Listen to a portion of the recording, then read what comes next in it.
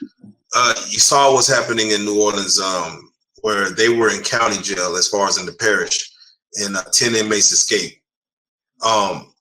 Is it possible? Because I don't think I've ever heard 10 inmates escaping at one time. I think this might be, as far as this century, this might be a record. When you saw how they escaped, can you explain like how that could possibly happen, or do guards have to be involved to be able to allow 10 inmates to crawl through the plumbing system and get out of a county jail? Yeah, it's obvious that certain guards was involved, and it may only take one.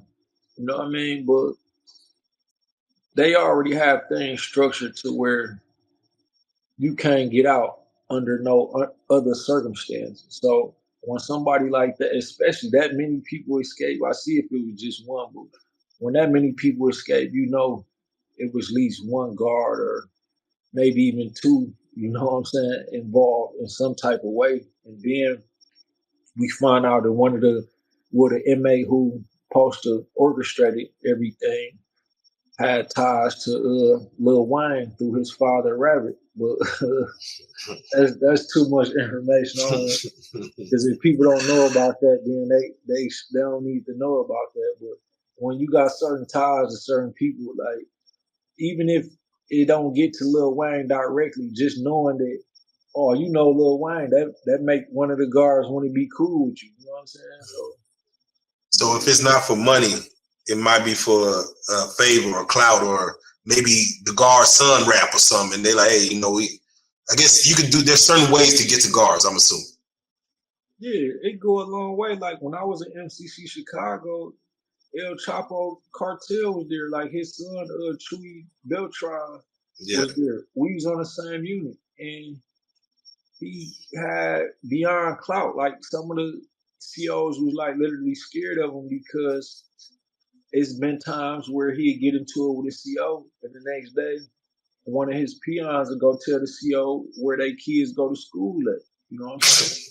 So, yeah, it run deep in there. So them guards be really, really like careful and skeptical when they know they're around certain people and they trying to figure out like what this person on. They know this person got a certain type of power, certain type of influence.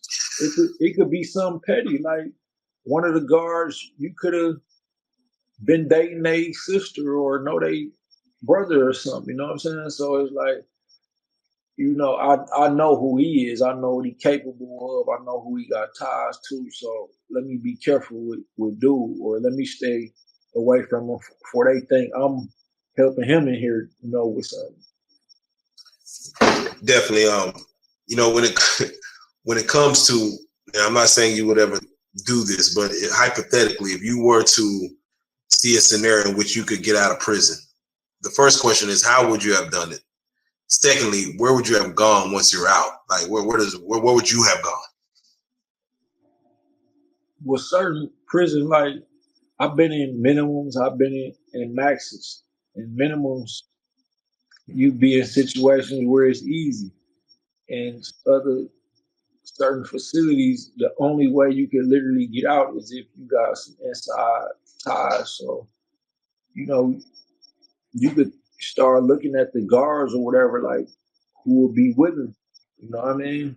But I was never facing the type of time to where I had to put too much thought into that, because stuff like that you usually have to plan for at least like a year ahead. You know what I'm saying? You don't just make stuff like that happen in no day or two. You know, you gotta like plan that out. But I was never in a situation where it's like I'm gonna have the escape is gonna be my only way. I was in a situation where like I could beat this, or you know what I'm saying, or I could do this couple years or whatever. You know what I mean? It's different mentalities for different inmates.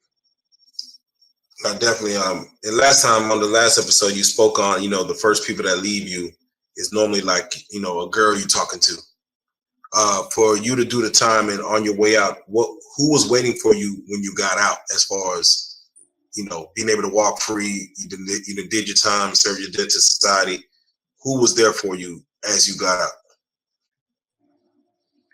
Depending on which bid. I mean, The last one, let's just say. well, the last time it was ironic because the person who was there the most was a female I hadn't even had sex with yet. We was actually just cool on social media on Facebook. You know, we'll flirt with each other on there. I got her number before we like each other pictures and stuff like that.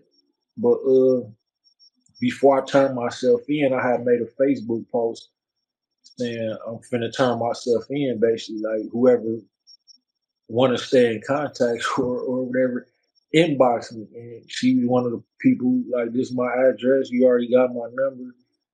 And other people did, but she actually stuck through the whole time. And it was like shocking to me because people who I had bonds with and would think would be there the whole time gave up on me like right away. So yeah.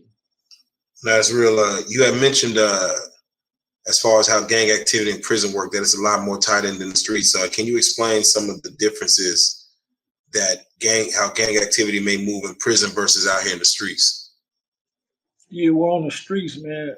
A lot of people be playing and clowning, bro. Like a lot of this shit on the streets is not serious. Like people still glorify rats, even the ones who act like they stand against rats. If it's somebody they know and cool with, they'll protect this person and know they're a rat. But then they'll know somebody from another hood or somewhere else and bash them because they're a rat and not even know them.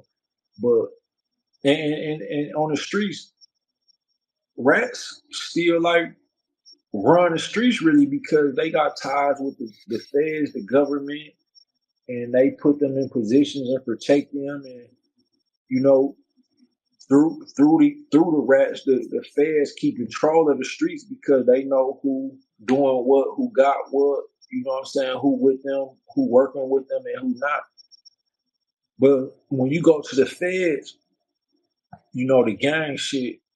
People take it it's levels. Like people take it a lot more serious being locked up, and that rat shit really don't be flying in the jails like that. Cause it's like in jail, we don't care who you is. You was the plug out here, so everybody was on your dick out here and didn't care because you was a rat because you was probably flooding them with drugs or whatever. But now you in here, you can't do shit. You wearing the same shit we wearing. You in the same room, same circumstance. You ain't got no gun. You ain't got none of them big riders who was with you, supporting you, killing for you. You ain't got none of that. So now just us, the real lions and the rats. You know what I mean? And get it, get a lot more real in those type of situations.